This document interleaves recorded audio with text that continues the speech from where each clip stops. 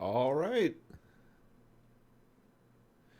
And we're live. All right. My name is Nick Larson, and this is my new stream here. We're going to continue what we started yesterday, a little bit about this book that I'm writing. If you didn't see yesterday, the book here is about some like entry level sort of performance optimization. This is changing your mindset from just writing code to solve the problem to now you have to consider, um, the performance of your code as like a feature of the code as well. Today, I am specifically going to dig into matrix multiplication, and then even more so than that, specifically digging into matrix multiplication in .NET. This is sort of like um, half doing exactly what it is that you. All right, let's find a different way to say that. All right, so like really, what I'm going for here is half um, trying to just show an example of like how to improve it in a couple of very common different ways. And then lastly, like trying to use an implementation that is provided by the manufacturer of the CPU for my machine to see if we can come up with a way to do it really, really fast. I'll give you a little motivation behind this. Um, I use a couple of different tools. Didn't mean to pull that up. Instead, meant to pull this up. No, I don't want to open that. Actually, I do want to open that. Close this. Close this. And what I want to open up is this instead. All right, to give you a brief idea of what's going on, I want to say there's a way to figure out what version of Python. So you want to say numpy find, what is it called? BLOS library. And there's a way to find out, yeah, numpy, all right, Python import numpy as np, and then it's like np dot show config. All right, libraries using MKL,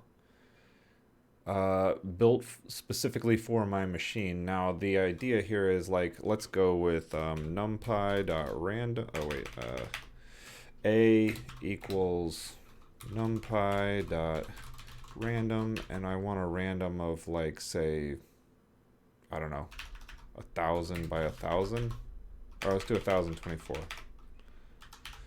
and 1,024. Oh, np. All right. Module is not callable. np.rand.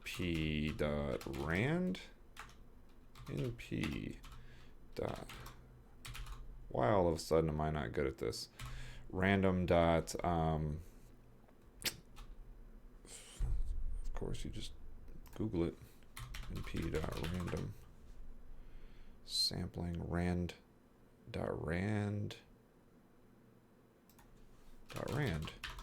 And let's do 1024 by 1024. What in the fuck? Object cannot be interpreted as an index.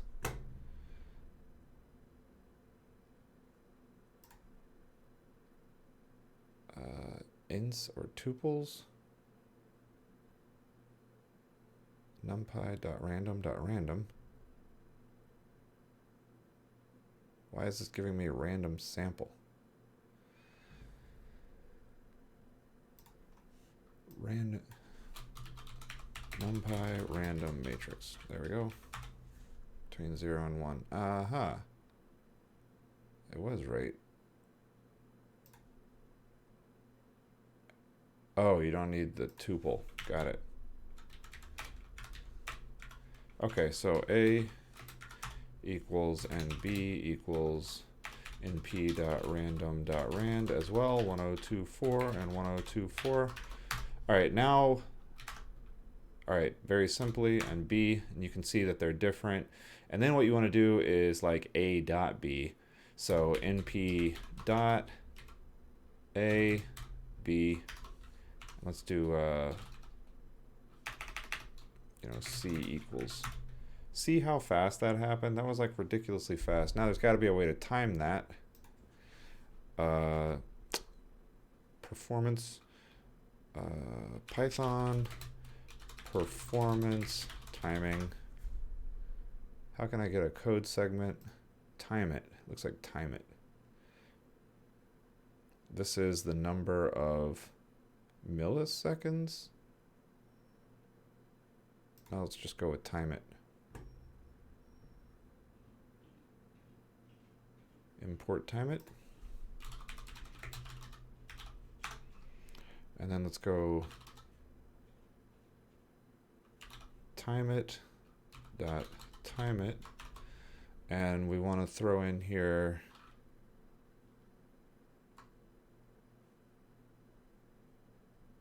statement.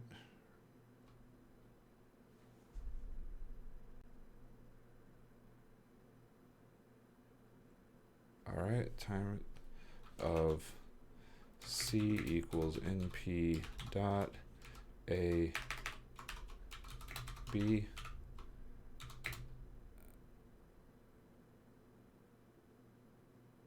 And then the number equals 100. We don't have to do it for a long time. NP is not defined. Oh, it wants the whole script. I see. Is there a way to just do a timer?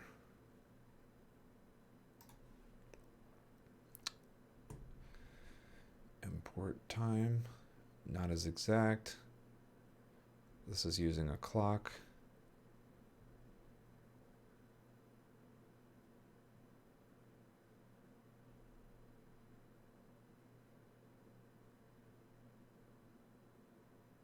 Time it.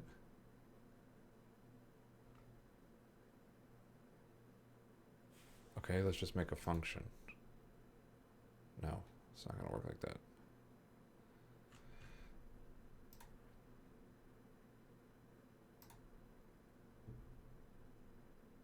I don't want to do time it.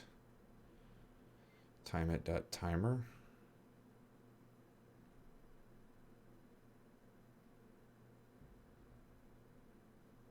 And you pass in. Okay. Well, should have had this a little better ready to go. Performance tips. I want to feel like I wrote something along these lines, so we're just going to skip ahead to the thing that I've already written. Okay, file, close all of this, close folders, my blog, file, open folder, and perf-book. Okay, in one of these, this is loop unrolling. That's my random stream images. I'll open folder.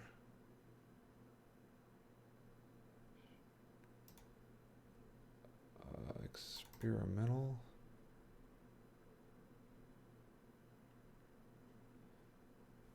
Recent. File recent. 0. Algorithms. Homework. This is great. I don't know what I did with this. Probably did it on a different computer. Okay, one more time. Time.clock.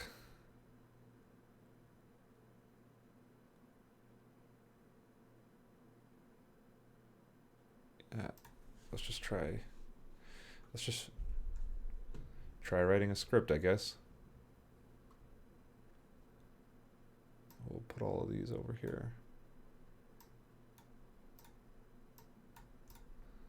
All right, give me this. Go file, new, file, close folder, open folder, perf-book, select. Okay, so just in here, let's create a new folder, and we're going to call this matrix multiply. And then in here we'll create mm.py, and we'll do exactly what we had here, import numpy as np, and then import time, and then we'll say start equals time.time, end equals time.time, and then up here we're going to create our data. A equals np.random.rand1024. Right, let's go size equals 1024. Make this size by size. And then b equals np.random.rand size. All right, now we have our data. And then we want to say c equals np.ab, and then print it out. Print time and end minus start. Let's just see what this comes out as and see if it's usable. Python, cd space experimental / matrix multiply. All right. Python mm.py. Yeah. That keeps getting faster and faster. Some of those are really fast, some of them are slow. All right, so we probably want to do this like 10 times for in range 100, and then take this. Okay, and then we're just going to say iterations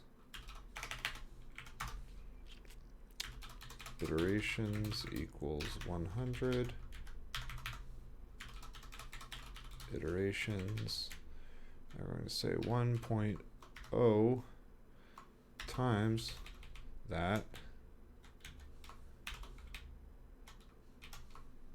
divided by iterations, and this will give us an average time over 100 iterations. So this is not profiling so much as it is benchmarking, and man, that's fast. Much faster than expected, probably because it's doing the exact same work again compared to these ones that are just doing it one-off. It's also possible that if we timed each one individually, we would get totally different values, and you could watch it like go down. So when it comes to benchmarking, you generally want to not just run one time, because there's a lot of like initialization costs, especially in a language that has a just-in-time compiler. There's also like cache clearing, which is a topic for later, something we'll talk about later in this episode.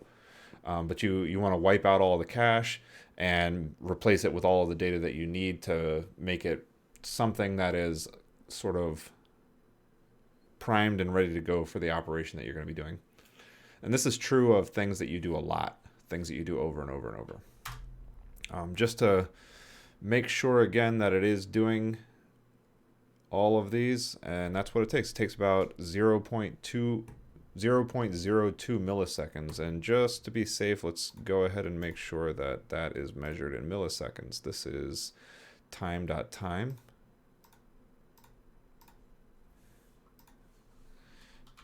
Python time.time in milliseconds.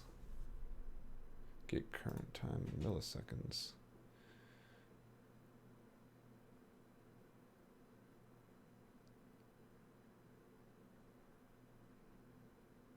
Current. I don't want the milli time. I want a time difference. Time difference in milliseconds.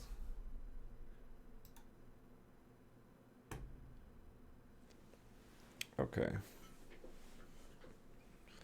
C dot delta time in microseconds.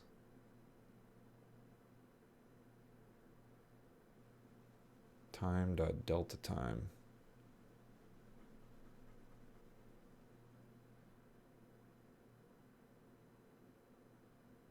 Sure. Date time dot time delta only returns microseconds portions from the time delta. Oh, I got it.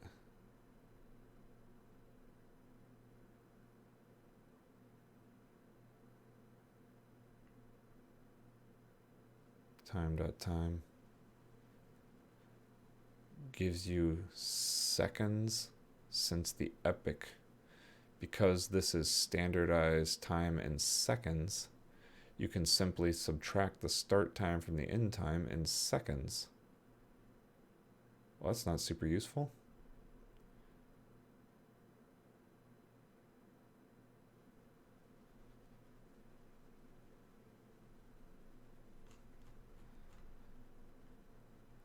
Milliseconds. I don't think that's correct. What about the time it module? I guess we can use time it here.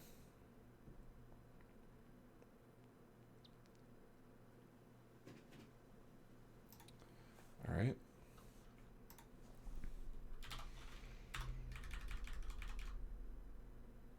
Time it.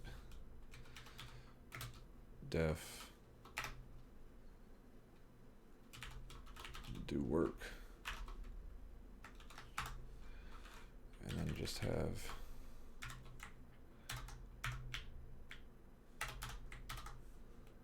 okay.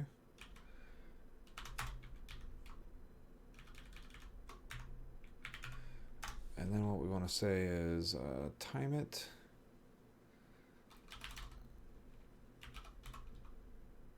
Time it dot time it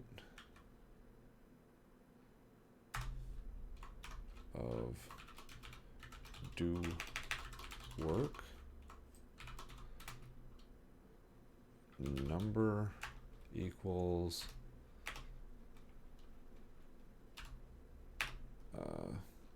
100.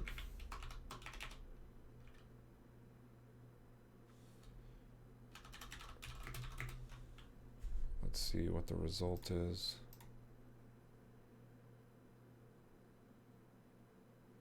What is this telling us? Like, what's the output of this? The module provides a simple way to time small bits of code, command line interface, as well as a callable one. It avoids a common number of traps in measuring execution times. Okay, command line interface, Python interface. Determine the number of repetitions only when the command line interface is used. Okay, Python interface. Create a timer. What does it output? Measured in seconds. Okay, so it's measuring it in seconds, including fractions of a second. All right. Time the number of executions of the main statement. This executes the setup statement once and then returns the time it takes to execute the main statement a number of times, measured in seconds as a float.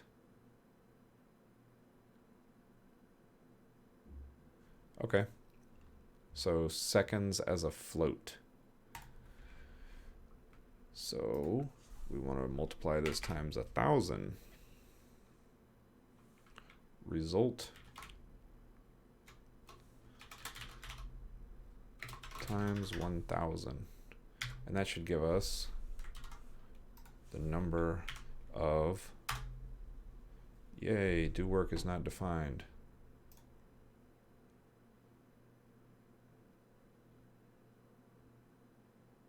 So setup.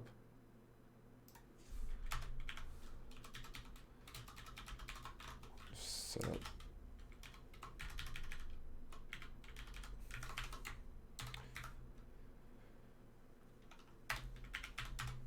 Hello to everyone who's watching. If you have any questions about what's going on, or if you have any suggestions, please drop a line in the chat. Happy to answer. This works a lot better for me as like a conversational thing. In the meantime, what I'm trying to do is just build some motivation for the example that I intend to work on this afternoon. All right, right now, I am trying to do this setup. Import numpy. Let's see if this works. Global name setup is not defined. I really don't know. Example of using timeit. Timeit example. Import timeit my setup.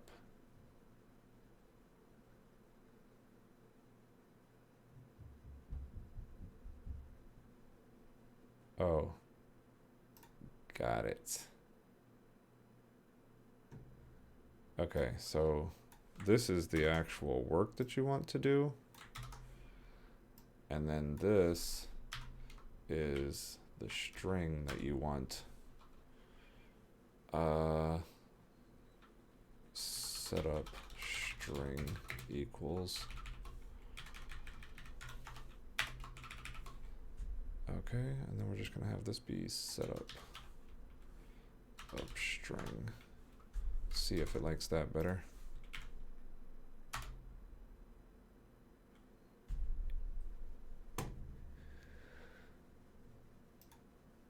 Oh, it's not actually calling this.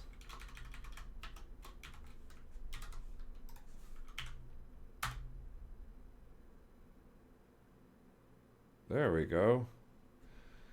All right, so it took 2 seconds to multiply these together 100 times. That's not too bad. So in terms of the number of seconds, so I also want to divide this. All right, iterations equals 100. Iterations, result divided by iterations. So now what this is saying is give me the number of milliseconds per item. And what we see is that it takes about 20 milliseconds for Python using MKL to multiply 2 matrices of size 1024 by 1024. So now what we want to do is we want to see how close we can get to that in .NET. And then I'm just going to walk you through the examples of like starting from a really naive implementation of a matrix multiply, how we can get to the correct answer and get as close to this as absolutely possible. And that's the plan for today. All right. So here we go. 1 second, updating something.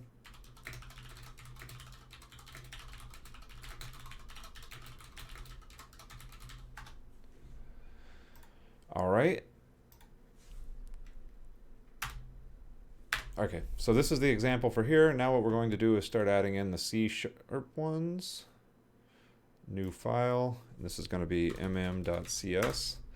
And for this one, we're going to have using system namespace experimental dot matrix multiply. All right. public class matrix multiply example. And first off, naive public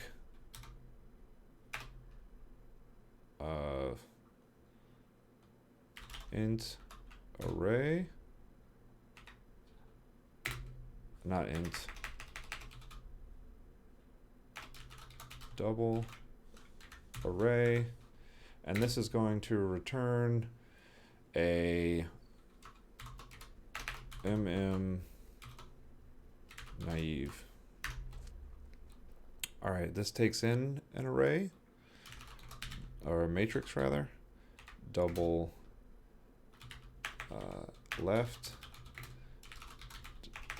double right, and then it multiplies them together. Now the result of this is pretty simple. The first thing that you want to do is with a matrix multiply, the way that it works is you have left is a times, or like, yeah, a by b, and then you have right is a b by c matrix. So this is like, in this case, 1024 times 1024 and 1024 times 1024. And then you have the result is an a by c matrix. So what we need to do first is get these different values. I'm going to say int a equals left dot get length of the dimension 0, and then int b equals left dot get length of dimension 1, and then int c equals right dot get length of dimension 1 as well. Okay, so now we have the dimensions for this thing, and we need to create the results. So double result equals new double AC. All right, now we need to return the result. And what we're going to do is actually implement the steps that take it. So for a matrix multiply, you take a row in the left side and you multiply it times every column in the right hand side, and that's how you generate the top row of the result. So that's basically what we're going to do. And you take the dot product of those. So it's like all of the elements in the row times all of the elements in the column. You multiply them together, and then you sum them all up. So first we have 4 int I equals, I guess we'll do row I equals 0, r less than a, and then r plus plus. So now we're going over all of the rows. Now we need to go over all of the columns for each of those rows. For int r equals column equals 0, column less than c, because this is the number of columns in the second one, and then c plus plus. And then there is a third loop, which is to actually add all of these things up. So now what we need is a sum.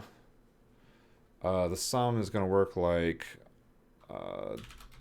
double total, I guess we'll just call it sum, equals 0d. Then what we're going to do is for int, I equals 0. This is for inner. I less than b, I plus plus. sum plus equals left of row times b times right of b times column. Okay. And then this will give you the results. So we're not going to be able to do a very large one for this, but let's go ahead and take a look at the runtime and just sort of get that stuff set up. I guess we'll do that actually. Save this. And for the sake of argument, let's go ahead and time in milliseconds. Milliseconds per dot. Okay. Now for this, let's go ahead and say public void run test. And then pull this to the next line. Okay. Okay. Now what I want to do is say the same idea, give me some random data, and then run it through here, and let's see what we can come up with. We're going to say input size, int size equals, and for now we're just going to do 100 because this is going to get quite expensive. And then we're going to say var random equals new random. And then we're going to say double, comma, a equals new double size by size, double comma b equals new double size by size, and then for int row equals 0, row less than size, row plus plus, for int call equals 0, call less than size, call plus plus. We want to say that a of row call equals random.next double, and then just repeat this over and over. All right, B. So let's call this get data.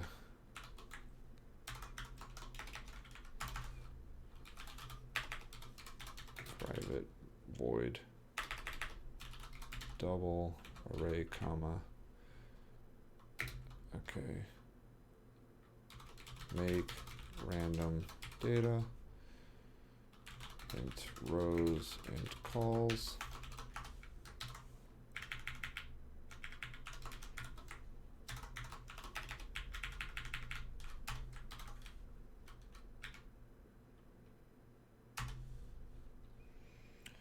Okay. Double result equals new double of rows and calls.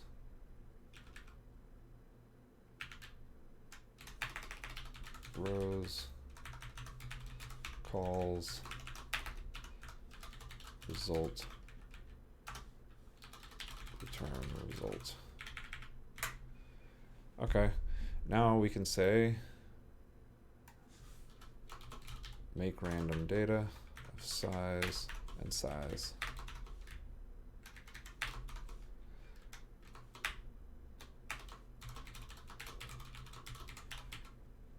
All right. Okay, so we got the data. Now we need to call this function about 100 times. For int trials equals 0, trials less than 100, trials plus plus.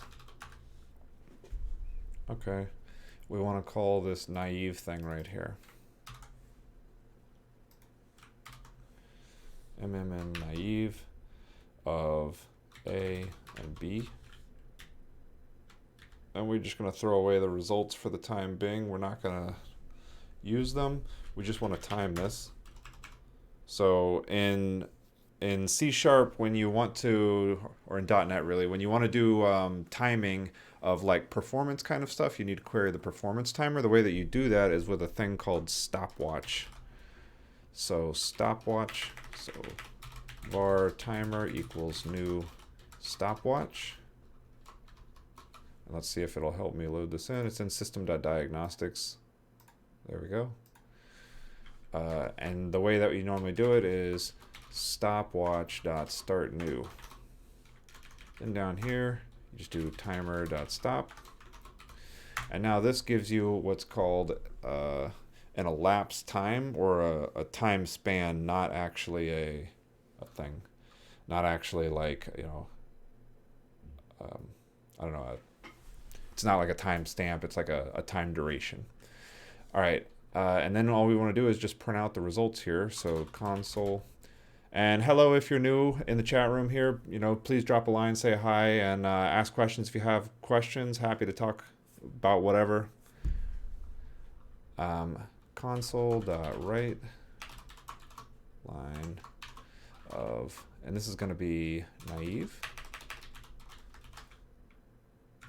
And then we're just going to do a console.write line, and this is going to be 1, 2, 3, 4. We don't even need to do that. Do this plus elapsed plus timer.elapsed milliseconds. And this is going to come through as a float. All right, so this is a very small matrix that we're running here. Just want to test this out. For the time being, we're going to do this, comment this out. We're going to say new, what are we working on here? Do it at the top. New matrix multiply dot matrix multiply example dot run test. Okay. .NET build. Must specify a project. cd .NET build. There we go. And .NET run. Oh, index was outside the bounds of the array. That's really interesting. Let's go take a look at why. mm.cs. This happened on line 52. On line 52. Left. Okay. So A. Oh, I don't want B. I want I. Oops. That was just an accident. Okay. Say .NET run again. Okay, this time. All right. And then let's go ahead and put 729 milliseconds. That's kind of a lot. In fact, that's a whole lot. Let's see if we run it again, if we get the same thing. Don't really like how this elapsed milliseconds is coming out. Oh, I don't want elapsed milliseconds. I want dot total timer dot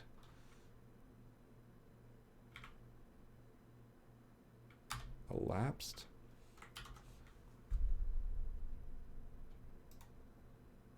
Okay, let's try that one.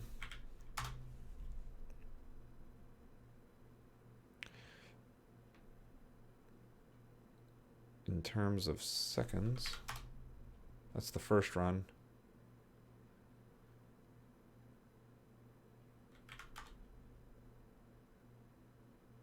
Okay. So let's take a look at why. I don't want that. Okay, milliseconds. Time span.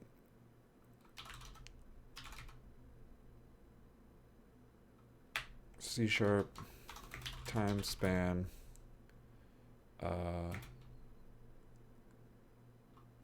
Microseconds.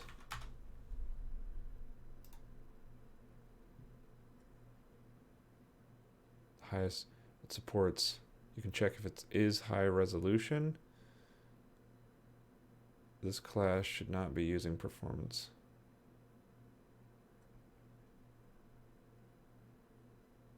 High level precision. Okay, great, that's what I'm doing. Nanoseconds per tick. I just want like fractions of a millisecond. Okay, well, in any case, 680-ish, 690-ish milliseconds to run this naive version of a 100 by 100. If I were to bump this up to even 200 by 200, we're going to start to see that it takes significant time. And probably if I go much higher than this, it's just not going to finish before the end of this stream. So we're not actually going to do that. Well, it wants to test me, doesn't it? Let's go 500. All right, so I'm just going to talk while this runs. There are a lot of...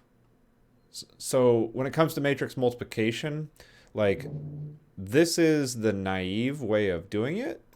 This runs in, cubic time, big O of n to the third.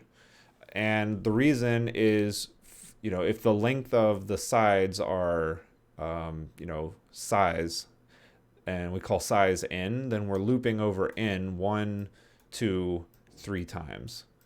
And even at 500, this gets quite expensive. 500 times 500 times 500 is 125 million. And now it's doing a lot of work here as well, where it's going to memory and grabbing all of these different values to load them up and to work with them. And it's this memory access that actually causes the slowness here. And so what we need to do is we need to optimize the way that we access the memory, because it turns out that you're not really going to get much better than this n-cubed solution. There is a solution that works at about 2, or n to the 2.8-ish or something along those lines, which if you have a really, really big matrix, that's going to win. It's just always going to be faster. Because any smaller exponent, when the size of your matrix gets excessively large, any exponent is just going to overwhelm. So any improvement is good, but in this case, because it's so small, really we just need to optimize the way that we're going and collecting the data, and the way that we optimize it is based on cache values. So on your processor, there are oftentimes, and in fact, let's just take a look at mine real fast. So if we go to, if we go to the File Explorer and then we go to this PC and Properties, you can actually see my processor. I have an i7 6900K. So i7 60, was it 67 or 69? 6900K.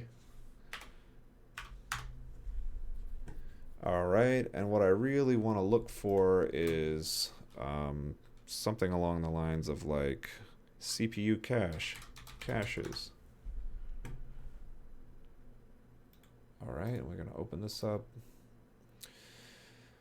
See if we can find nothing about caching in here. All right, I want more detail. Cache details. There should be like a... Here we go. Okay.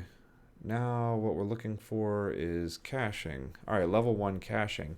You have an 8 by 32 kilobyte 8-way associative cache. We're not going to get into what set associative means. But what we're looking at is that we have 8 times 32 or 8 times 32 or 256 kilobytes of cache at the closest level. So cache on a processor works sort of like this. Going and talking to your L1 cache is like really fast. It's not as fast as talking to a register right on the logic processing unit, which only takes about one cycle. Instead, this takes somewhere between like 3 and 5 cycles, depending on your CPU, to go to your L1 cache. Once your L1 cache is full, it then stores all of the extra data that it needs in the L2 cache. And this second level of cache, you have significantly more memory. So in this case, you have 8 times 256 kilobytes, or 8 times this, about 2 megabytes in your L2 cache. So you can fit a fair amount of data in your L2 cache. And then once that fills up, it goes all the way to your L3 cache. And your L3 cache is, well, your L2 cache takes, where this takes like 3 to 5 CPU cycles, this is going to take like somewhere between like 15. And then when you get to your L3 cache, this can take as many as 50 CPU cycles. And then when you go to your main memory, that is going to take significantly larger, like in the 200 cycles range. So the goal is to get everything that you need into this L1 cache and make as much use of it as you possibly can, and then flush it all out to get stuff that's in your L2 cache, but you want to use things over and over and over. So the simplest way to do that, well, actually, let's just take a look, like a graphic look at what the actual problem is here. Okay, so I need this. All right, so at the first level, you have all of this data. And that's not a good color, so let's go with blue. All right. And what you have is all of these different lines. Now we want a darker color. And what you have is all of these lines, cache lines. So we have this matrix, right? And you can imagine that there's all these bits, and I'm going to like just sort of hack this together for the time being so that you can sort of get the idea.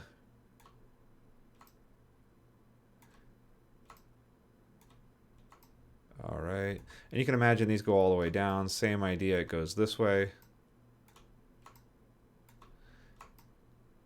And what we're doing is sort of, now the memory, okay. So you can think of this as your matrix, and in your matrix, there's like say 8 cells, 8 bits of data, or excuse me, a double is going to be 8 bytes of data, or 64 bits. So in each one of these, there's 64 bits. 64 bits here, 64 bits here, 64 bits here, 64 bits here, and in memory, all of these rows are stored consecutively. So you have all of these bits, then you have all of these bits, then you have all of these bits in one very, very, very long string of bits. And what we're asking the processor to do is go grab sections of these bits, right? So when we start looking through in here, we're saying take this first section, then in the first matrix, and take this section in the second one. Then we're saying take this one and this one. Then, or excuse me, this one and this one. Then we're saying take this one right here and this one right here, and then this one right here and this one right here. And we want to multiply the values of those together. And what you end up running into is this problem where the values that we want are not consecutive with one another. Okay, I skipped over a bunch of stuff here. And this is sort of the point of this stream here is I I would like to, run through things a couple of times in order to write this book. So the thing that I've left out is that when you go and ask the process, or when the processor goes and asks memory to load some data, the way that it does it is it says, go ahead and grab me a whole, what's called a page of data. And this page of data is consecutive bits, right? And it takes that, and if it's in the L1 cache, then it'll just take it. If it's not in the L1 cache, then it goes to the L2 cache, and it looks in the L2 cache. And if it's not in the L2 cache, it goes to the L3 cache. It says, is it here? And if it's not there, then it goes all the way to main memory, and it says, do I have this data in main memory? Give me the thing. And then what it does is it goes to the L3 cache, and it stores it there. Then it goes to the L2 cache and stores it there, and then it goes to the L1 cache and stores it there, and then eventually the processor gets it back. And that's why going through all these different steps takes so long. Okay. When it goes and gets the memory, it says, give me a set width of memory. And that set width is dependent on the processor, but usually is about anywhere between 64 and 128 bytes. And when it goes and loads those, you have no choice. You have to load all 64 bytes at one time, or all 128 bytes. I think the processor that I have is going to be or in fact, most modern processors use a 64 byte page. When you get into using larger pages, you end up throwing away a lot of stuff when you're talking about random access. So they have shrunk the page size to adjust a little bit. Okay, so we have gone and grabbed these, this entire like 8 block of data points, and then we're going to make use of some amount of it. So we've grabbed, 8 bytes. We've grabbed 64 bytes, and there are 8 doubles in that. 8 of our elements in our array are in that. And then what we did is we grabbed these right here. Let me just highlight this. All right, so the first time, and let's make it alpha. So the first time we go and we grab all of these bytes at the same time. And then for the next one, we go and we grab, and this is just not easy to draw with. We go and we grab all of these. And I want this to be some other color. We go and we grab all of these bytes. Now, for this first run, this outer loop, we're going to end up using all of these. But for this inner loop, we're only going to use this very first element right here. And then we're going to discard the rest of them, and we're going to go load all of these. And then we're not going to use these other 7. We're just going to use this one. And then we're going to just use this one, skip these 7. Just use this one, skip these 7. And this is really, really, really wasteful in terms of memory usage, because we're saying go load all of these bytes, and then we're just not going to use them. So now go load more bytes, and then we're not going to use them. And then go load more bytes, and we're not going to use them. And now the really easy way to go about fixing this is to just change the way that we organize the memory. So we're going to take the right-hand side and we're going to transpose it, right? So the idea is that all of these values become the top row, and then all of these values become the second row, and then all of these values become the third row. And then we're just going to change the way that we go through it to say, if it's then we're going to change the way that we go through it to say if it is, instead of going column by column, we're going to go row by row in the first one, and we're going to go row by row in the second one. And so that's what we're going to do first. This will, instead of throwing away all of those data points, instead of throwing away 7 of them at a time, you're going to basically take the entire first row times the entire first row, then the entire first row times the entire second row. And that's how this is going to work. So let's go ahead and make the change and do that. All right, the first thing that we're gonna do is we're gonna make a copy, because it's always easier to start by copying and pasting.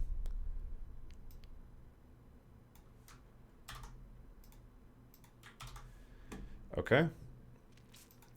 And then what we want to do is say transpose. All right, so the first thing that we need is a transpose function. Public double comma transpose, and this is going to take in a double values. Now what we need is a result, or result equals new double array of values dot get length 0, nope, 1, and values dot get length 0. So when you transpose it, you switch the the axes. If it was a 3x2 matrix, now it's a 2x3 matrix. Okay, and then return result, and then we want for int r equals values dot get length 0.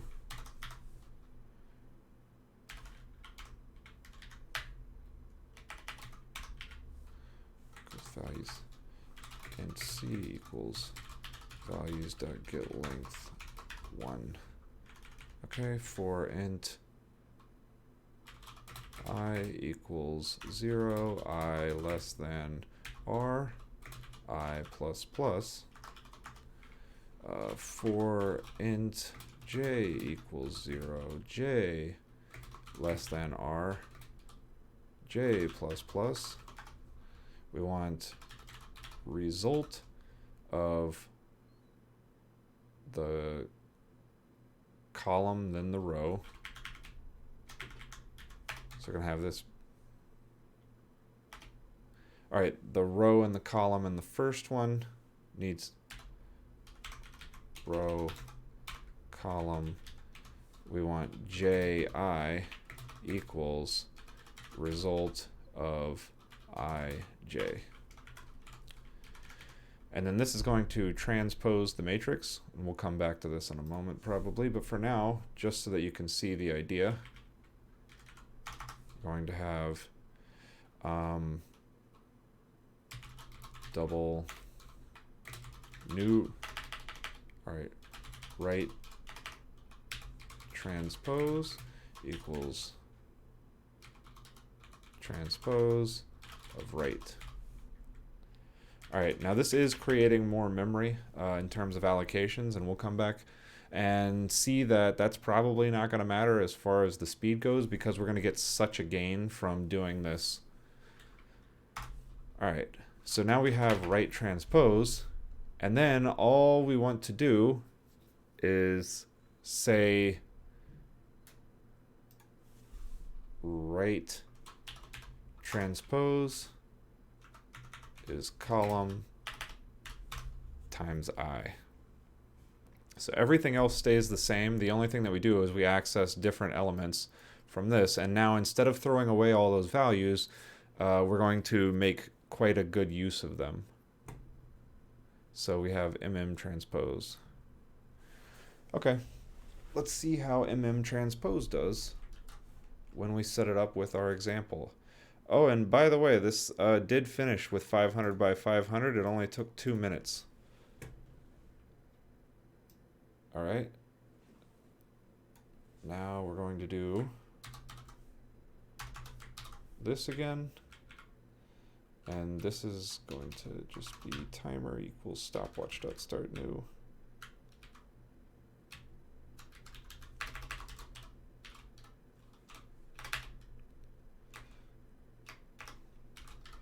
Stopwatch timer for for easier copying and pasting. Transpose. And then we're going to have this be transposed. Give this a shot again. Oh, and this isn't time per. Timer.elapsed divided by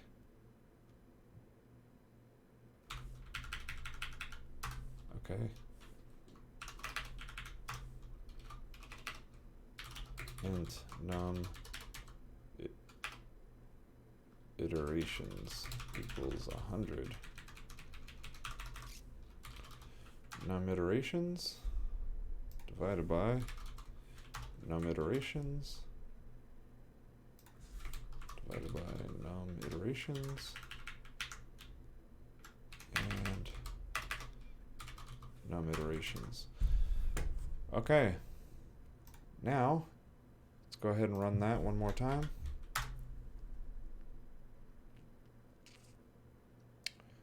Actually, 500 is still pretty big. Don't want to do 500. Let's kill that. Don't want to wait 2 minutes to get the results. Let's also do if false. This way I can just turn them off very easily.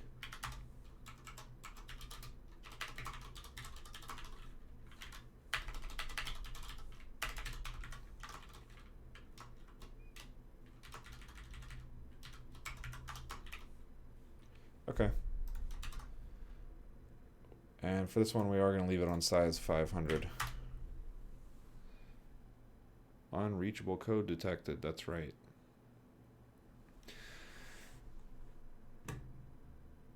Okay. Is this working? I don't know. We'll have to see.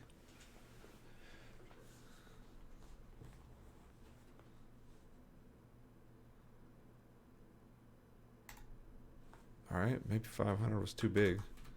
Always start off with something really small and slowly ramp it up until you get to the point where you trust it.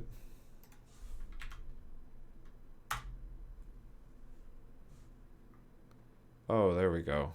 Okay. Alright, so that is about 7 milliseconds per run. And if we do 200, maybe num iterations, we drop down and only do 10. This is much less scientific, but it'll get done a lot faster. Alright, and this one it takes about 56 milliseconds to do 200 by 200. And you know what? Yeah, let's just see if we can see the difference by switching this one on.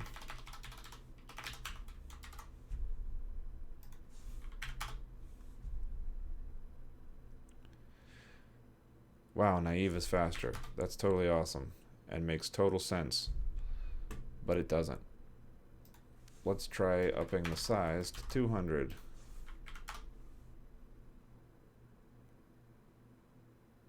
Okay, now you can start to see a little bit. I was expecting this to be significantly more dramatic, and that makes me think that I have a bug. So we got the data. We are transposing.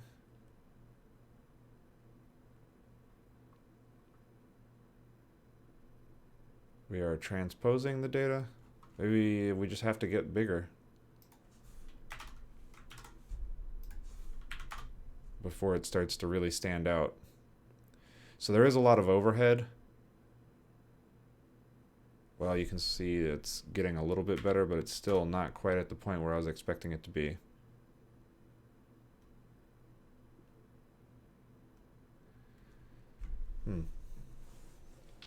Okay. So let's take a look and make sure I didn't screw it up anywhere. Oh my goodness, we're not actually assigning the results. Results of row column equals sum. That's really, really incredible. Let's try it now.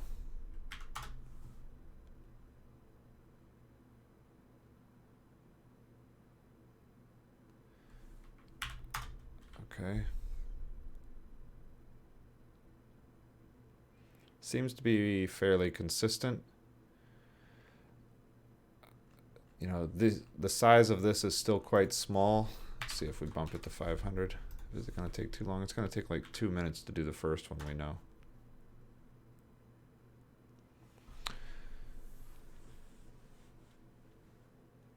But again, you know, the point here is that we're trying to approach getting as close as you can do it with Python, but doing it in .NET. Okay, so the naive one takes about 1.35 seconds for 500 by 500. And takes about 1 second for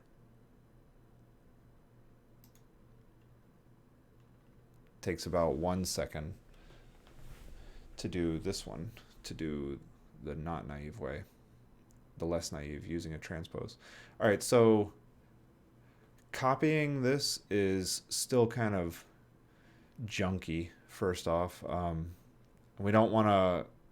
Hey, Ramen Sage. Hey, is that Jin? That's awesome. There's a bit of a delay between the time that I see your message and the time that it sends me, but hey, what's up? Hey, how are things going?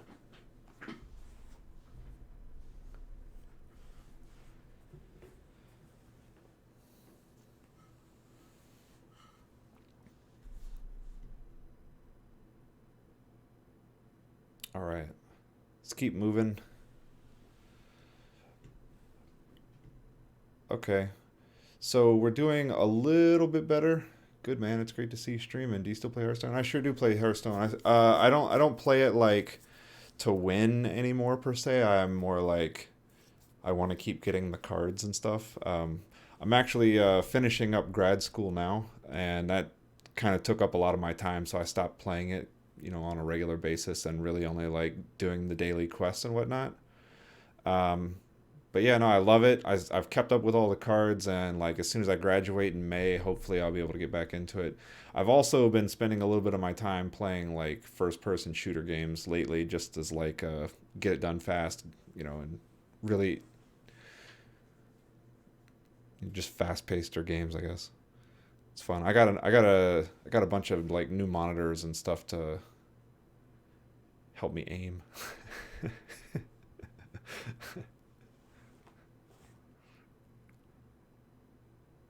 Oh man, I haven't played that. Let me take a look.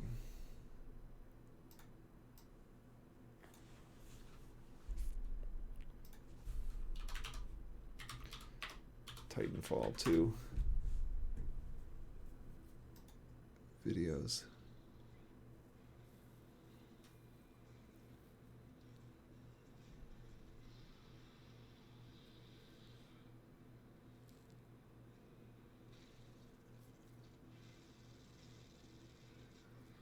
Crazy.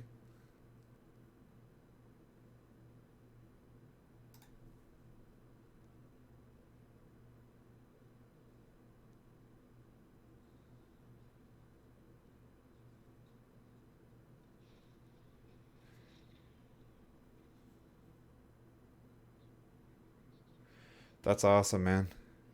I, I really like one player games. There's like this just beating a game sometimes is so much fun. Albino Vulcan trying.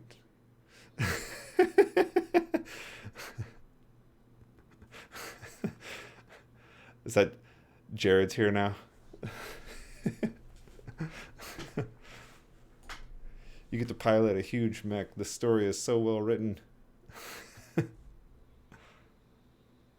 I mean, walking on the walls sounds kind of cool already. That's cool.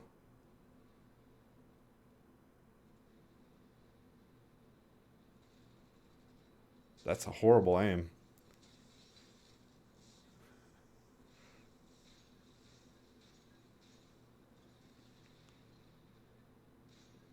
Oh my goodness.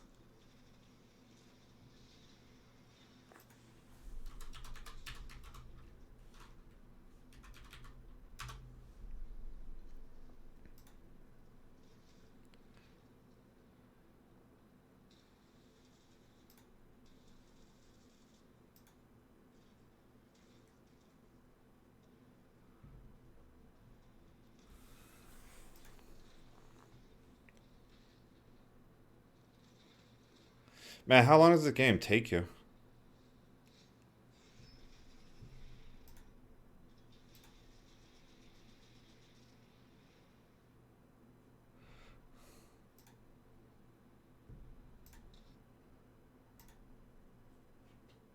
Oh, 6 to 8 hours, man. That's totally worth it. I'll have to check that out later. That's awesome, though.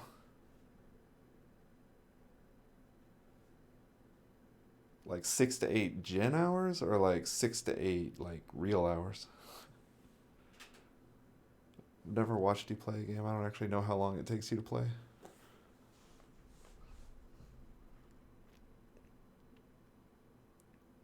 Okay, maybe 12 hours. Yeah. That's funny. That's cool. Well, welcome to everybody that's watching. So if y'all are just catching up, man, we're just gonna turn this into a game stream, aren't we? If y'all are just catching up, I am talking about uh, a new book that I'm writing and actually working through some examples of the concepts that I'm trying to put into the book. With the idea being that, like, as you know, as we go through the stream here, and I'll run into ways of saying things that hopefully are a little bit easier for people to understand, and we have conversations about it, kind of figure out what the kinks are and make it easier. What I'm doing right now is working on a matrix multiplication, starting off with like the naive way of doing it, and then slowly but surely making it better and better, to see just how much better and just how much faster we can get this thing to be. Doing just the naive way of doing it was really expensive. As we can see here, it takes about 1.35 seconds to multiply a 500 by 500 matrix. And then after that, we tried doing a transpose of it, which incurs a, a new memory allocation for creating the a new memory allocation for creating the transpose matrix, and then actually doing the copy could be optimized a little bit more as well, but we're not quite to that point yet. I just wanted to show that yes, you can use a little bit more memory and still increase your runtime.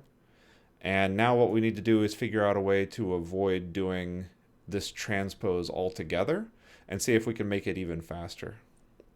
The way that we're going to do that is we're going to sort of go back to this idea of the way that we're going to load memory. So first we were doing rows times columns, and you end up with, let's see if I just, we were doing these, and go like, first we were doing row by column, and we were throwing away all of these for each of the rows that we were doing, and then we had to reload them each time we went and grabbed more data in order to be able to do the same math.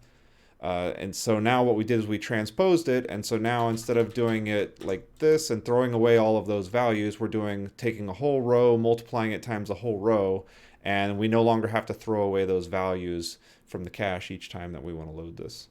So the next optimization that we're going to do is we're going to understand that rows don't always fit in memory either. So you can get 8 cells, but then the next 8 cells and the next 8 cells and the next 8 cells. So we have, aren't going to fit in the same page of memory. And what we have is, a 500 by 500 matrix. And that 500 by 500 divided by 8 is the number of pages it takes per row. So what we want to do instead is we only want to load, we want to take advantage of how much data is being loaded at a time, and sort of skip. That's a better way of saying this. All right, so we are loading 8 cells, and then the next 8 cells we can't load. But in order to use all of these 8 cells, we have to actually multiply them times the other values. And so what we're going to do is we're going to load up 8 cells from here, 8 cells from here, 8 cells from here, 8 cells from here, and then we're going to ignore the rest of the matrix altogether. So all of the stuff over here to the right and all of the stuff down below it, and we're just going to solve this little 8 by 8 matrix, and that's all the calculation that we're going to do. And this is called striding, and striding just takes better advantage of the memory. All right, it also does not require you to do the transpose. So now let's see if we can go ahead and do that. And this is a little bit more complicated, so this is actually going to take me quite a while to implement. Looks like a sliced up pizza. Hello. I don't know if I know you yet, so good to meet you, and thanks for joining my stream. It does sort of look like a sliced up pizza, a square pizza, one of those ones from, God, what is that place? Little Caesars, right? I guess Domino's does that too. Where else can you get pizza from? I'm kind of hungry now. And also, thanks for the follow. I really appreciate that. Okay, so striding. Let's get the striding going. Start with the naive.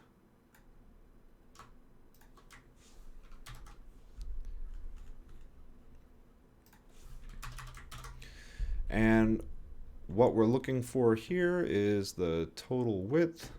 For the time being, we're going to force everything to just be evenly divisible by 8.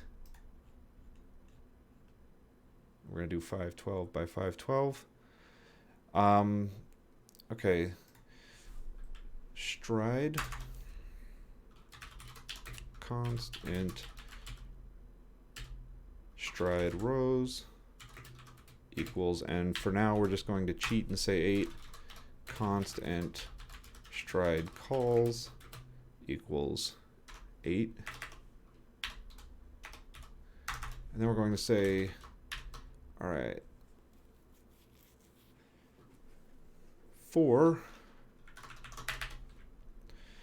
okay, we want to take only the first part of the first row.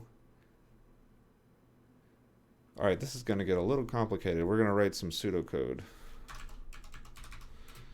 Okay, take first stride of the first row. Take strides of each of the next calls. Take a stride of the first row. When you're talking about memory constraints, how do you know that you've hit them? Or are you being constrained to needing a stride? No, so I talked about this a little bit earlier. The way that this all comes down to is the caches on your processor. So we're not talking about memory constraints in terms of the total amount of memory that you have per se. We're talking about memory constraints in terms of how fast you can access it. The way that you identify that is really you just kind of have to know that there are these... where are they? I had them. I had it brought up a second ago. See if I can find them. My processor is a i7. Yeah, here we go. 6900 cache details. And I want to say we're going to be able to find it right here. Okay, so you have these different levels of caches. When the processor wants to go and get some memory from main memory or some, just some memory at all, it says go and get this address. And so first it says let me look in the level 1 cache, and then it says if it's not in the level 1 cache, let me look in the level 2 cache. If it's not in the level 2 cache, I will look in the level 3 cache, and then if it's not in the level 3 cache, I will go to main memory. There's a dividing line. So level 1 cache, level 2 cache, and level 3 cache all exist on the processor itself. the idea is that once you get past that, you then have to put this request on the front side bus of your system, and it has to make a call out to your main memory, and that takes an exceptionally long time. So to put these into like perspective, accessing a register like right on the logic processing unit of your of your processor is like one time cycle. Uh, Going and talking to the level 1 cache takes like 3 to 5 time cycles. Going to talk to the level 2 cache takes somewhere around like 10 to 12 time cycles. And talking to a level 3 cache is up in the like 40 to 50 range, depending on the processor that you're talking about, right? What we see here is that you have 200 and, what is that? 8 times 32. 8 times 32. You have 256 bytes of level 1 cache. I'm sorry, kilobytes of level 1 cache. And this basically says that once you can only store 256 kilobytes on the level 1 cache. Now this level 1 cache is not just exclusive to a single process, or not a single processor. It's it is it is intended to be exclusive to a single processor. The level 2 cache is not. The level 3 cache, all of your processors, all of your logical cores share those caches. You do have a level 1 cache for each processor. However, it is shared by any threads that are hyper-threaded. Like there's the real core, and then there's the hyper-threaded core. Those share the same level 1 cache. So you don't always have control over how, what kind of stuff is in there. And the goal is to get stuff in there and then use it as much as you can, as quickly as you can. Now, the way that you load data into here, it doesn't say, go get me this 1 byte, or go get me these 2 bytes, or these 5 bytes, or whatever. You have to take 64 bytes at a time. This is, very, very wide. And these 64 bytes can hold what, 8 doubles. So when you go and ask the memory, when you say, go and load me this 1 memory location, it's actually going to go and get you 64 memory locations, and you just don't have a choice about that. That's how much it gives you back. And so what you want to do is you want to optimize using all of these things, and that's called spatial locality. The idea being that you want to get all of the memory next to each other that you're going to use in very short order. And then there's also time locality. I can't remember the exact term. But the assumption when they design this stuff is that you're going to use stuff that is very close together very frequently, like one after another. And when you break that rule, that's when you start running into all these memory problems.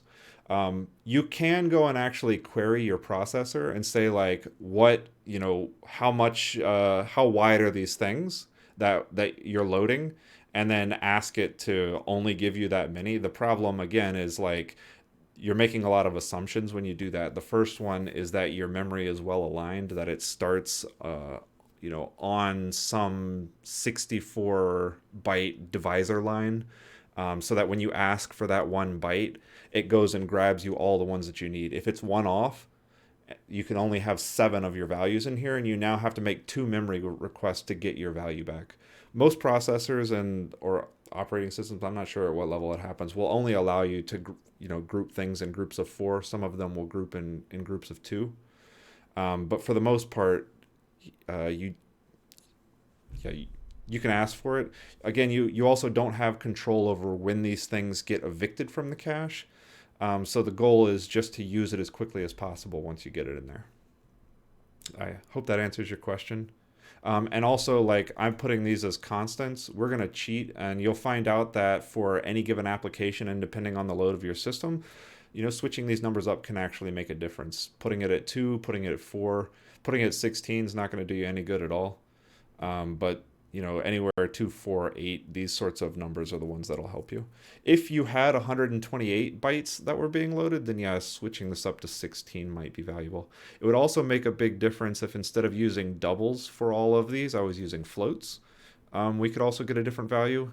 And generally the way that you would do it is on the machine that you're that you're doing, that you need to run whatever this application is, you just run a little benchmark at the beginning, and just store these as like configuration settings. Okay. So, in fact, let me see if I can just find an image so that, because me drawing things, matrix, multiplication, stride length.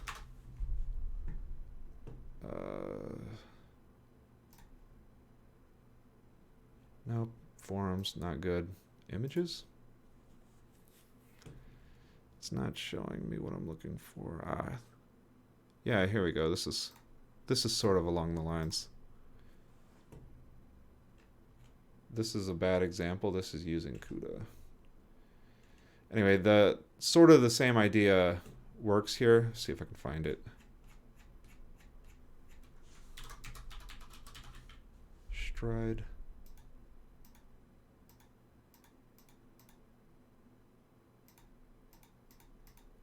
Get to it in just a moment, hopefully.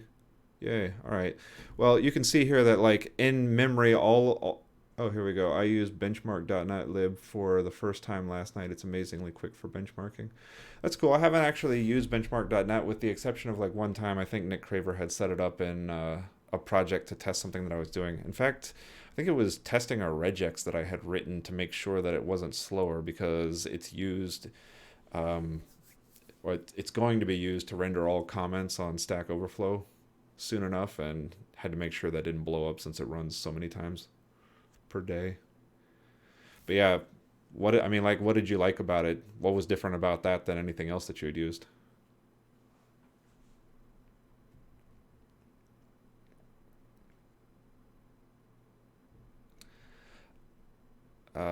Okay, so striding, this is like a really quick example of what striding looks like. In all of your memory is actually like stored, in consecutive number integers. In your main memory, there's not like this two-dimensional array in memory per se. When you load things, you just have a bunch of pages, and you can only load one page at a time. And so if you are trying to access all these values that are in different pages, then you're going to run into problems. And this is why transposing it to put all of the values that we want in consecutive pages made a difference. And now what we're doing is we're just going to load, let's say you were going to take, this is back on benchmark.net lib, seemed that it was very thorough in how many iterations to do, printing the runtime to ensure memory usage was accurate. Printing the runtime, I'm guessing that's printing the runtime memory. That's hard to do in .NET also. You can't really get like the for real amount of memory. You can get priming. Oh, and priming the runtime to ensure memory usage was accurate. I got you. So flushing out all of the caches and whatnot. Yeah, that makes sense. Okay. I really want to get to, I have a document on here. Let me see if I can pull it up. Let's go find it. Actually, it's probably not on here. It's probably on my other machine. Give me just a moment. I'm going to look for this thing.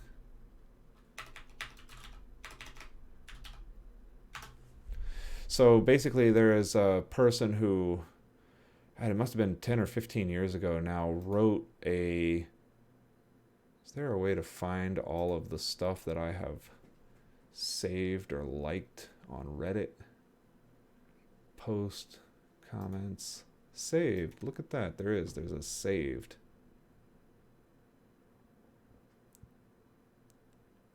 There's deep reinforcement learning. No. Great. Can't find it. Okay. I will have to find this document, but essentially like what it is a guy who wrote about a lot of this stuff, who used to work for Intel, and gave examples of how to do some of the things that I'm working through now. The difference is he was writing it all in C and C++ and ended up getting into writing like, operations that like machine code instructions that do very specific things at specific times. Whereas I am just trying to do this in .NET to see how close we can get this to the runtime that we saw in Python. And just to revisit that.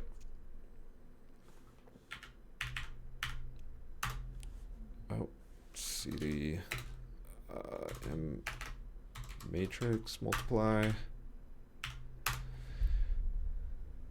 This is, all right, yeah, so this was doing like 21 milliseconds to do a 1000 by 1000, and right now we're at 989 milliseconds to do a 500 by 500.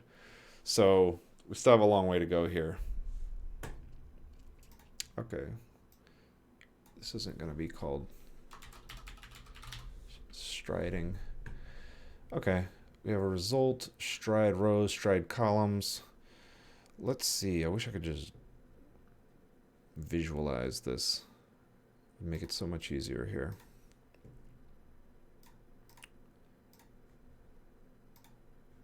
Whatever that was. Okay. Stride length. I want to say cache performance. Maybe this is actually the...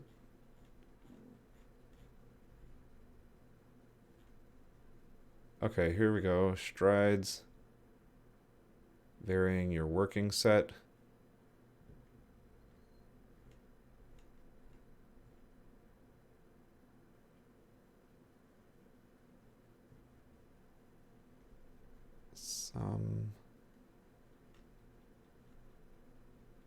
All right, now what we're trying to do is this.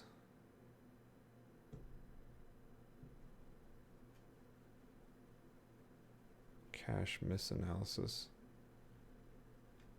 Multiplication. See where we go into.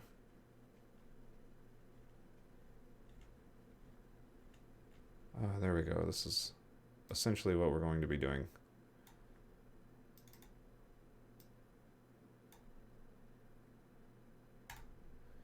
So let's just essentially copy it. Okay. You take in for n. All right.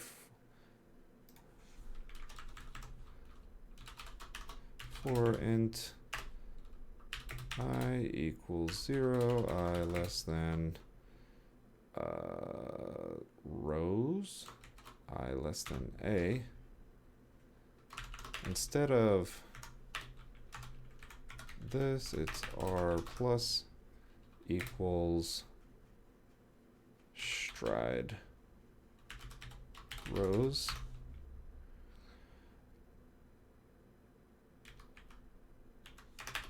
Plus equals stride calls. And then in here is where things start to change.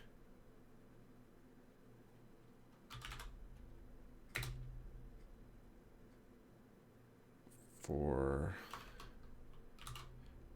int I equals 0, I less than is this doing the inner? Yeah. Okay.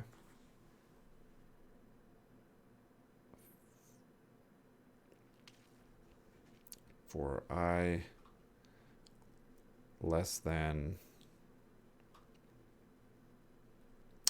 the middle b,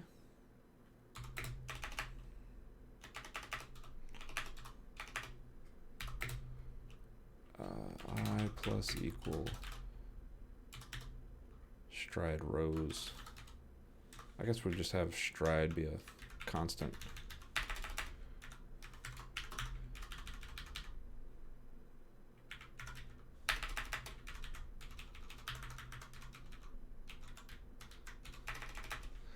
Okay.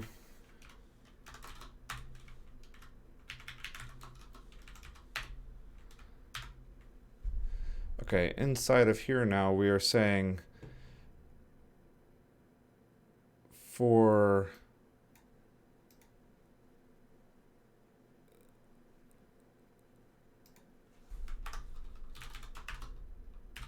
this is gonna get insane.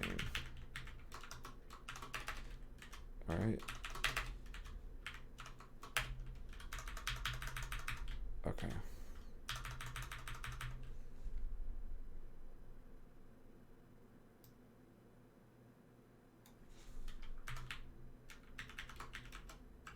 Okay. For int I1 equals I1 less than I plus stride, I1 plus plus, 2, 3. Okay, and that's R.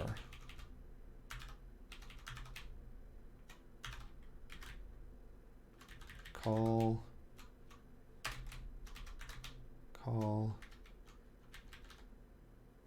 What is?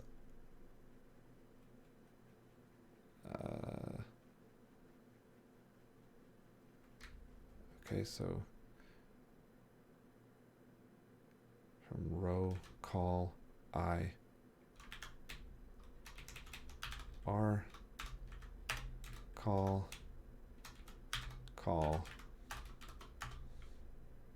All right, and now we're doing just this inside of here.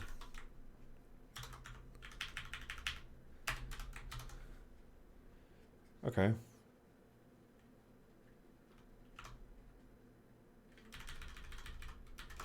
Result.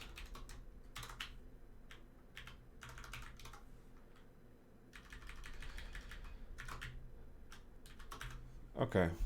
So let's just give it a shot and see, first off, if I have any bugs. And then after that, we'll come back and we'll talk about exactly how it works. But one of the big things to notice about this is that I am no longer having to transpose that matrix or reallocate all of that space. And this is going to hopefully end up being significantly faster, like close to an order of magnitude faster. Probably not, we're not going to get anywhere near as close to where we could be with, the way that Python was doing it. But we're not going to be that far off. I guess that far is a very relative term. All right, we'll come back to it and explain what I mean by that. There's not going to be a lot of additional improvement we can do here without false, no, true. There's not going to be a lot of additional improvement that we can do without getting into some like parallelism or using processor instructions, and we'll go ahead and do that. We'll try and use some SIMD instructions as well once we get done with this. Okay, so we have trials. We want to call this one striding and call this stride. And let's just give that a shot. This is going to take a minute, so we're going to drop this. Actually, we noticed. Yeah, just give it a shot. We're just going to see how it goes. Okay, that is the Python version. .NET run. All right, this first one we know is going to take a while. It's taking about, 30 seconds or so, because it took about 1.3 seconds earlier. And then when this gets done, hopefully the other ones will go significantly faster. Is there anything else that's not making sense to anyone, or anything anybody else would like to hear about?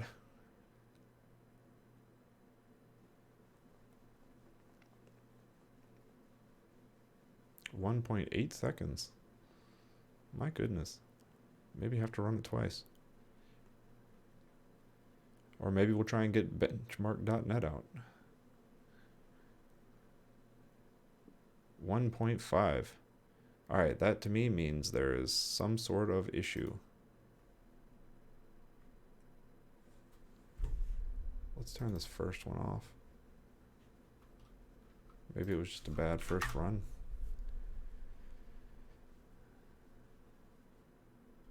Really was expecting that to not happen like that. These sorts of things happen.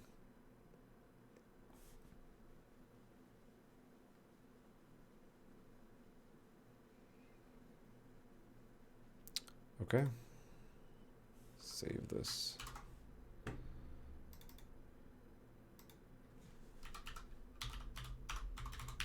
Awful memory thing.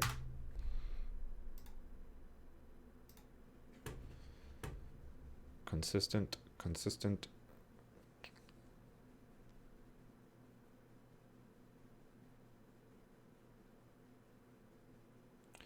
All right, one thing that sort of stands out here. That's awful. Oh, here we go. This is my problem. R1, C1, R1, I1. That's awful. Okay, see, bugs do happen.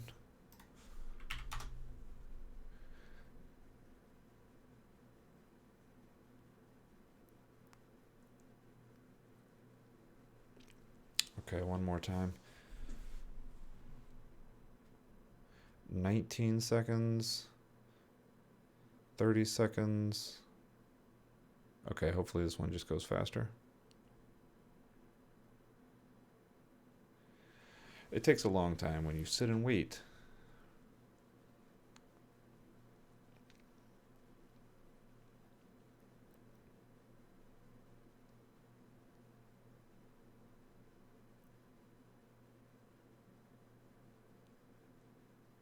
Off the top of my head, it does not feel like it is going faster.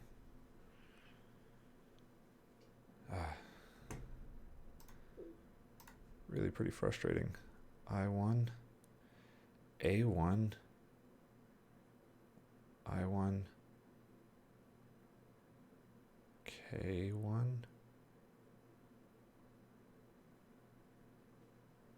I1, K1, J1. Whew.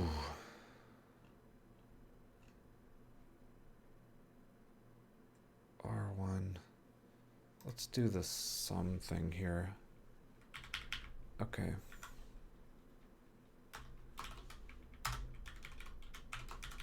So writing back, anytime you do a write, you do have to get it all the way back to main memory. So this is just going to be an attempt to not do that. Double sum equals 0D sum, and then we're going to have result of R1 C1 equals sum. Disable these other two.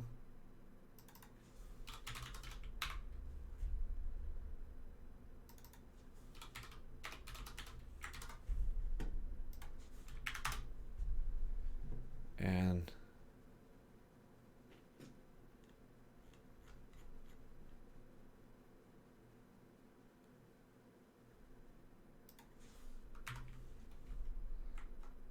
okay, well that made a little bit of an improvement, but still not better than the other one.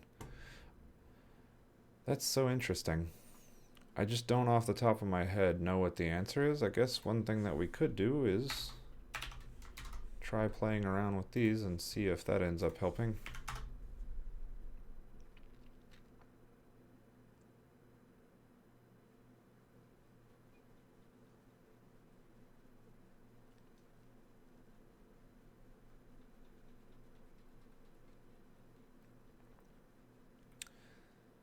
Not helping.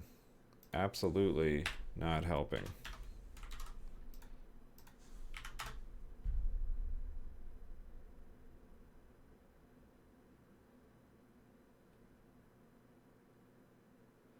All right. Well, not entirely sure I'm going to solve this on... Oh, that got better. 16, 32. I wonder if 32 is going to help. I wonder also if I just ran these more than one time, if it just turns out that it had a slow blip. That also seemed to help. Let's try an even bigger one. I really thought 8 was going to be the biggest.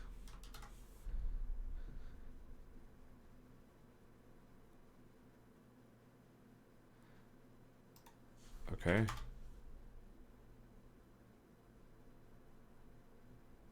At some point, this is not going to be helpful anymore.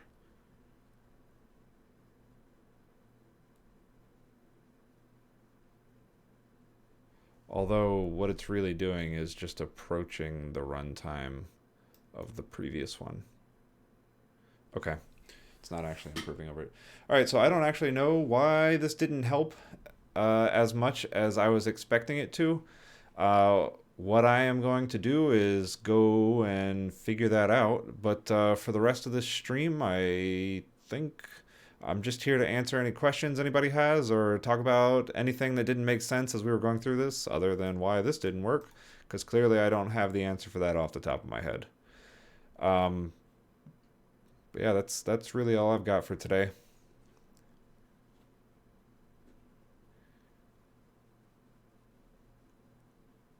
I do thank everybody for joining.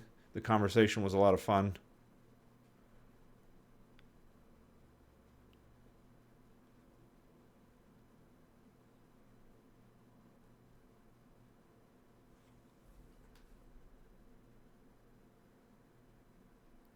All right, well, if that's it, I think I'm going to go ahead and call it for today. And go put my tail between my legs and... Oh, wait, no, there we go. Have you gotten this striding thing to work in .NET yet? I have, actually. It's funny enough, it works on just fine on my laptop. And it was like a very notable improvement over this. I'll have to figure it out. I'm certain that I've just screwed up where one of these things go. But yes, I have, and I will actually upload that to a repo later today, and you can see the example that I have. I should probably start doing my dev that I'm going to do for the stream on the computer that I'm going to use for the stream instead of doing my dev on the laptop when I'm laying in bed. And then there's one more part of this that actually gets even faster, but there's no way I'll get it done in time, which is... you can actually tie .NET right into the same MKL implementation that Python is using. It's not quite as fast, but it does get significantly faster than you can do with any of this, to the point where you can run, a 2000 by 2000 matrix in under a second. Whereas with this, like, we're at 512 and we're taking more than a second, and that's just not good. It's also funny that this is taking longer. .NET Core on my laptop, I don't know if it's just faster or what, or if it's the processor on this is like way newer than the one that's on my laptop, which I got 4.5 years ago. So I just really don't know. I don't know the answer. But I do know that from now on I will test code on here before I start the stream. Yeah, let me go ahead and get that uploaded. I'll do that later today. It'll be up tonight, and I'll drop a link in Twitter. So just follow me on Twitter and keep an eye out for that. Anyway, thanks again, everybody, for joining me. I will be back again tomorrow, and we're just going to keep going on book topics. So everybody have a good one. Thank you.